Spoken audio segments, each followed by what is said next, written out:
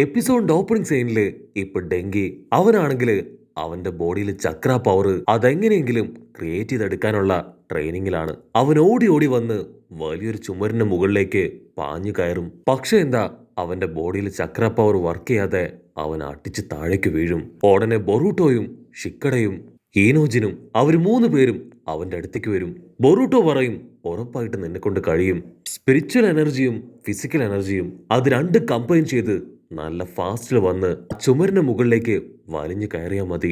തീർച്ചയായിട്ടും നിനക്ക് നല്ല കഴിവുണ്ട്, ഉറപ്പായിട്ടും നിന്നെ കൊണ്ടത് ചെയ്യാൻ പറ്റും. ഉടനെ ഓരോരുത്തരായിട്ട് ഇപ്പൊ അവൻ ഉപദേശിക്കാൻ തുടങ്ങും. നീ കറക്റ്റ് ആയിട്ട് ഫോക്കസ് ചെയ്യുകയാണെങ്കിൽ നിന്നെ കൊണ്ട് കഴിയും. ആക്ച്വലി നിനക്ക് ടെക്നിക്കലായിട്ട് ഒരുപാട് കാര്യങ്ങൾ ചെയ്യാൻ അറിയുന്ന ആളല്ലേ.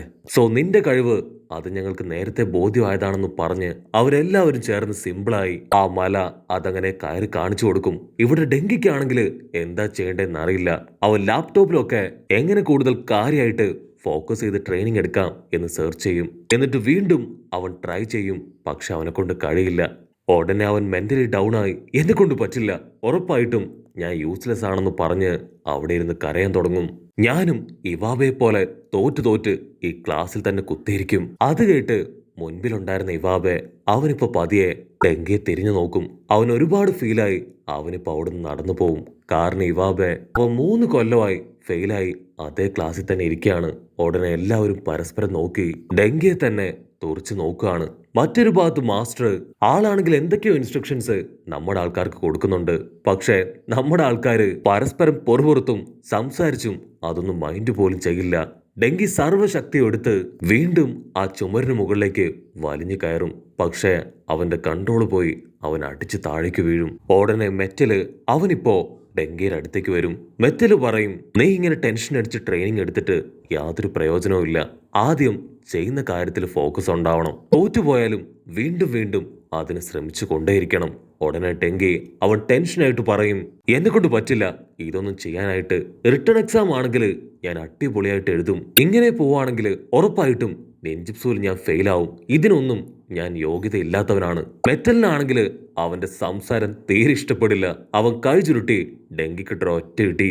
മെറ്റല് അവൻ വീണ്ടും ഡെങ്കിയെ മോട്ടിവേറ്റ് ചെയ്ത് ആ മലയുടെ മുകളിലേക്ക് പതിയെ പതിയെ കയറ്റുകയാണ്. മെറ്റലാണെങ്കിൽ അവന്റെ അച്ഛൻ ലിയെ പോലെ തന്നെ സിമ്പിളായിട്ട് ചാടി ചാടി കയറും. ഡെങ്കി ഇത്തവണ അവൻ പകുതിയോളം ആ മലയുടെ മുകളിലേക്ക് കയറും. ആ മലയുടെ മുകളിലേക്ക് പിടിച്ച് പിടിച്ച് കയറും. പക്ഷെ എന്താ, അല്പം കഴിയുമ്പോഴേക്കും അവന്റെ കൈവിട്ട് അവൻ താഴേക്ക് പോവാണ്. അടുത്ത സെക്കൻഡ് മെറ്റല് അവൻ അങ്ങനെ പറന്നു വന്ന് ഡെങ്കിയെ തൂക്കിയെടുത്ത് സേഫായി താഴെ ലാൻഡ് ചെയ്യും. അപ്പൊ കറക്റ്റ് ടൈം റോക്ലി അവിടേക്ക് വരും. റോക്ലി ഡെങ്കിയോട് പറയും, ആക്ച്വലി നീ നന്നായിട്ട് ഹാർഡ് വർക്ക് ചെയ്യുന്നുണ്ട്.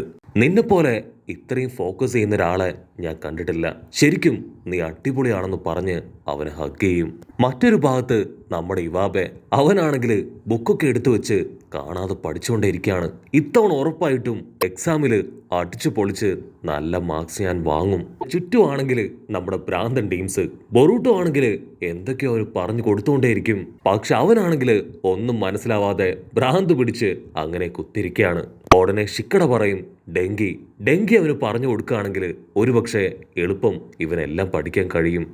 കട്ട് ചെയ്താ ഇവിടെ നമ്മുടെ ഡെങ്കിക്ക് റോക്ലിയും മെറ്റലും അവർ രണ്ടുപേരും ട്രെയിനിങ് കൊടുത്ത് അവൻ ഓൾമോസ്റ്റ് ആ ഒരു മല മുഴുവനായിട്ടും ക്ലൈംബ് ചെയ്ത് കയറി കഴിഞ്ഞു.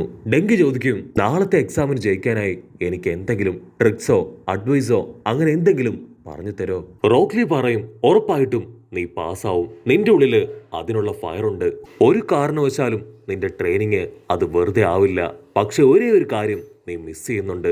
ഈ ഒരു ഡ്രസ്സ് ഇതുകൂടെ ഇടുകയാണെങ്കിൽ പെർഫെക്റ്റ് ആണെന്ന് പറഞ്ഞ് അവരുടെ ഒരു ഡ്രസ്സ് എടുത്ത് അവന് കൊടുക്കും. അവിടുന്ന് അങ്ങനെ ബ്ലാക്ക് ഔട്ട് ചെയ്ത നെക്സ്റ്റ് ഡേ എക്സാമില് ഇവാബെ അവൻ എപ്പോഴത്തേതും പോലെ തോറ്റു തുന്നം പാടും. അപ്പൊ അവൻ കാണും ദൂരത്തായി നമ്മുടെ ഡെങ്കി അവൻ ഫുൾ ഫോഴ്സില് ആ മലയുടെ മുകളിലേക്ക് പാഞ്ഞു കയറി ട്രെയിനിങ് എടുത്തോണ്ടേ ഇരിക്കുകയാണ്. ഉടനെ ഇവാബെ അവനിപ്പോ ഡെങ്കിയുടെ അടുത്തേക്ക് വരും. ഡെങ്കിക്കാണെങ്കിൽ അവനോട് എന്താ പറയണ്ടെന്നറിയില്ല. ഐ എം സോറി, ഞാൻ ആക്ച്വലി അന്ന് വെറുതെ പറഞ്ഞതാണ്. നിനക്ക് എന്നോട് ദേഷ്യമൊന്നും തോന്നരുത്. അത് കേട്ട് ഇവാബ ചിരിക്കും. നീ പറഞ്ഞത് സത്യമാണ്. ഞാൻ ഒരുപാട് വർഷമായി തോറ്റിരിക്കുവാണ്. പക്ഷെ ഇന്നല്ലെങ്കിൽ നാളെ ഉറപ്പായിട്ടും ഞാൻ പാസ്സാവും. ഞാൻ കുറച്ചു നേരമായി നീ ട്രെയിനിങ് എടുക്കുന്നത് നോക്കിയിരിക്കായിരുന്നു. ആക്ച്വലി ഇങ്ങനെ ട്രെയിനിങ് എടുക്കുകയാണെങ്കിൽ നിന്നെ കൊണ്ട് ഈ ട്രെയിനിങ് കംപ്ലീറ്റ് ചെയ്യാൻ പറ്റില്ല. സോ നീ കാം ഡൗൺ ആയി മനസ്സിനെ റിലാക്സ് ആയി വിട്ട് ഫോക്കസ് ചെയ്ത് ഇതിന് മുകളിലേക്ക് കയറണം. എങ്കിൽ മാത്രമേ നീ കരുതും പോലെ അത്ര സ്മൂത്ത് ആയിട്ട് ഇതിന് മുകളിലേക്ക് കയറാൻ കഴിയൂ. ഉടനെ ഇവാബെ മുകളിലേക്ക് കയറി കാണിക്കും. അതനുസരിച്ച് ഡെങ്കിയും റിലാക്സ്ഡ് ആയി ഇപ്പൊ മുകളിലേക്ക് കയറും. ഇത്തവണ ഡെങ്കിക്ക് ഒരു സ്ട്രെസ്സും കൂടാതെ സിമ്പിളായിട്ട് മുകളിലേക്ക് കയറാൻ കഴിയും. വാവ്, ഇത് അടിപൊളിയാണ്. നീ എനിക്ക് പറഞ്ഞ ഈ ഒരു ടിപ്പ് അത് ശരിക്കും വർക്കൗട്ട് ആവുന്നുണ്ട്. സോ ഉറപ്പായിട്ടും ഞാൻ ഈ എക്സാമില് ജയിക്കും. ആക്ച്വലി റിട്ടേൺ എക്സാമില് ഞാൻ കുറച്ച് വീക്കാണ്. പക്ഷെ നെഞ്ചിപ്സൂല് അതിൽ ഞാനാണ് നമ്പർ 1. ഡെങ്കിക്കാണെങ്കിൽ ഇപ്പൊ നല്ല കോൺഫിഡൻസ് ഉണ്ട്. ഉടനെ ഡെങ്കി പറയും, എനിക്ക് ബൊറൂട്ടോ പറഞ്ഞു തരുന്നതിനെ കഴിഞ്ഞ് കൂടുതലായിട്ട് നീ പറഞ്ഞു തരുന്നുണ്ട്. അത് കറക്റ്റായിട്ട് എനിക്ക് മനസ്സിലാക്കാനും പറ്റുന്നുണ്ട്. സോ നിനക്ക് ബുദ്ധിമുട്ടില്ലെങ്കിൽ ഇനിയുള്ള ട്രെയിനിങ് അത് നിനക്ക് തന്നൂടെ. അത് കേട്ട് ഇവാബെ അവന്റെ ഷോൾഡറിൽ തട്ടും. ഉറപ്പായിട്ടും നമ്മൾ തോൽക്കും തോറും നമ്മുടെ കൂടെയുള്ളവര് നമ്മളെ വിട്ടകലും. ഡെങ്കി പറയും, റിട്ടേൺ എക്സാമിന് ഞാൻ നിന്നെ ഹെൽപ്പ് ചെയ്യാം. ഉടനെ ഇവാബെ, അതിന്റെ ആവശ്യമൊന്നുമില്ല, ഇപ്പൊ ഞാൻ നന്നായിട്ട് പഠിക്കുന്നുണ്ട്. അപ്പൊ ഡെങ്കി ഇവാബയുടെ ആൻസർ ഷീറ്റ് അത് കാണും. അവൻ ഇത്തവണയും റിട്ടേൺ എക്സാമില് തോറ്റുപോയിരിക്കുകയാണ്. ഡെങ്കി ചോദിക്കും, ഞാൻ നിനക്ക് ട്രെയിനിങ് തരുന്നത് നിനക്ക് ഇഷ്ടമല്ലായിട്ടാണോ? അങ്ങനെയാണെങ്കിൽ വേണ്ട. അപ്പോഴായിരിക്കും ഇവാബെ പറയാ, ഒരിക്കലുമല്ല, നീ എനിക്ക് ട്രെയിനിങ് തന്ന നിന്റെ ട്രെയിനിങ് അതാര് ചെയ്യും? നിന്റെ സമയം എനിക്ക് വേണ്ടി വെറുതെ പാഴാവും. അതുകൊണ്ടാണ് എനിക്ക് വേണ്ടി സമയം കളയണ്ട എന്ന് ഞാൻ പറഞ്ഞത്. ഇവിടെ തോൽക്കാൻ വിധിക്കപ്പെട്ടവൻ ഞാനാണ്. ഞാൻ തോറ്റുകൊണ്ടേയിരിക്കും. മറ്റാരും തോൽക്കാനായിട്ട് ഞാൻ അനുവദിക്കില്ല. അതെന്റെ ഒരുതരം വാശിയാണ് എന്ന് കരുതി ഞാൻ വിട്ടുകൊടുക്കില്ല. എന്നെ കൊണ്ട് പറ്റും പോലെ ഞാൻ പഠിക്കുന്നുണ്ട്. ഇന്നല്ലെങ്കിൽ നാളെ ഞാൻ ഉറപ്പായിട്ടും ജയിക്കും. അതിന് ഡെങ്കി പറയും, ഇവാബെ, എനിക്ക് നിന്നെ പോലെ പവർഫുൾ ആയ ഒരാളാവണം. നെഞ്ചിപ്സു, അത് നീ എനിക്ക് ട്രെയിനിങ് തരണം. നിനക്ക് പഠിക്കാൻ വേണ്ട എല്ലാ ഹെൽപ്പും ഞാൻ നിനക്ക് ചെയ്തു തരാം. സോ അങ്ങോട്ടും ഇങ്ങോട്ടും ഹെൽപ്പ് ചെയ്ത് നമുക്ക് മുൻപോട്ട് പോവാം. അവിടുന്ന് അങ്ങനെ ബ്ലാക്ക് ഔട്ട് ചെയ്ത ഡെങ്കി ആണെങ്കിൽ ഇവാബയ്ക്ക് ഓരോരോ കാര്യങ്ങളായിട്ട് പറഞ്ഞു കൊടുക്കും. പക്ഷെ 10 മിനിറ്റ് കഴിയുമ്പോഴേക്കും അവന് തലവേനിച്ച് ഒരുപാട് ദേഷ്യപ്പെട്ട് ബുക്കൊക്കെ വലിച്ചെറിയും. അപ്പൊ ഡെങ്കിക്ക് എന്തോ ഒരു ബുദ്ധി വെളിച്ചമുണ്ടായി. ഇവാബയെ അവനെ പിടിച്ച് തലകുത്തി നിർത്തും. എന്നിട്ട് ആ ബുക്സിലുള്ള ഓരോ കണ്ടന്റ്സ് ആയിട്ട് അവന് കാണിച്ചു കൊടുക്കും. ഇപ്പൊ ഇവാബയ്ക്ക് കുറേശ്ശൊക്കെ കാര്യങ്ങൾ മനസ്സിലാവാൻ തുടങ്ങി. അങ്ങനെ ദിവസങ്ങൾ കഴിയും തോറും അവർ പരസ്പരം പഠിപ്പിച്ചും പഠിച്ചും ഒക്കെ മുന്നേറിക്കൊണ്ടേയിരിക്കുകയാണ്. ഇവാബയുടെയും ഡെങ്കിയുടെയും മാറ്റം കണ്ട് ബൊറൂട്ടോ, ഷിക്കഡ, ഈനോജിൻ അവരെല്ലാവരും ഇപ്പൊ ഷോക്കായിട്ട് നിൽക്കും. ബൊറൂട്ടോ ആണെങ്കിൽ അവർക്ക് കഴിക്കാനായിട്ട് ബർഗറൊക്കെ കൊണ്ടുവരും. പക്ഷെ അതിന് ഒടുക്കത്തെ എരിവാണ്. അത് കാരണം അവർക്കത് കഴിക്കാനായിട്ട് കഴിയില്ല. അവിടുന്ന് അങ്ങനെ കട്ട് ചെയ്ത എക്സാം ഡേയുടെ അന്ന് ഡെങ്കിയും ഇവാബയും അവർ രണ്ടുപേരും പഠിച്ച് മിടുക്കരായി അങ്ങനെ നടന്നു വരുമ്പോഴായിരിക്കും ഒരു ബിൽഡിങ് തീ കത്തി എരിയുന്നത് കാണുക. ഒരമ്മയാണെങ്കിൽ അവരുടെ കുഞ്ഞിനു വേണ്ടി നിലവിളിച്ച് കരയാൻ തുടങ്ങും. അടുത്ത സെക്കൻഡ് ഇവാബെ അവരിപ്പോ ആ അപ്പാർട്ട്മെന്റിലേക്ക് പോയി 3 കുട്ടികളെ രക്ഷിക്കും. ഡെങ്കി ആണെങ്കിൽ സ്റ്റക്കായി പോയ സ്പ്ലിന്നർ അത് റെഡിയാക്കാൻ ശ്രമിക്കുകയാണ്. അതേസമയം ഷിനോ ആൾ ഓരോരുത്തരായിട്ട് വിളിച്ച് എക്സാം കൊടുത്തുകൊണ്ടിരിക്കുകയാണ്.